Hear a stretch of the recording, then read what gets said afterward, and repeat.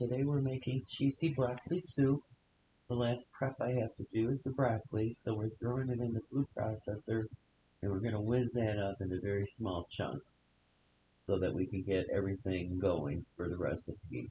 So on the next steps here, we are going to put an onion, carrot, celery stalk, a tablespoon of garlic, a quarter teaspoon of white pepper, and a half a teaspoon of salt in the pot. And then we're going to add the broccoli that we just finished preparing. In addition to that, we're going to add the stock. We're going to let that cook for about an hour.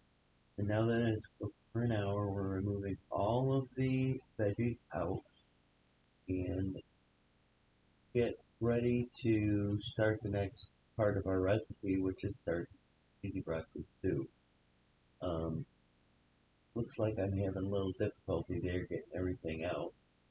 And we'll set the carrots and the celery and the onion aside. We're not going to use that. So now I'm draining the broccoli out of the stock, and we will be using some of the stock in the recipe, of course. Um, get that good and clean. So now it's time for starting the soup. So I've got half a cup of butter, a third of a cup of flour, and I'm going to make a roux with that. We're going to let this cook a couple of minutes because we don't want that flour taste in the soup. So now that it's cooked, I'm going to add my stock um, to the pot. And you want to keep stirring and adding slowly, making sure that you get all of the lumps out of the roux as you're going along. Pretty simple process, not too difficult. I always was afraid of this part, but I'm not anymore. It's pretty easy. So now we got our stock in. We're going to add our cup of sharp cheddar cheese, and we want to get that melted down just a little bit before we start on to the next part.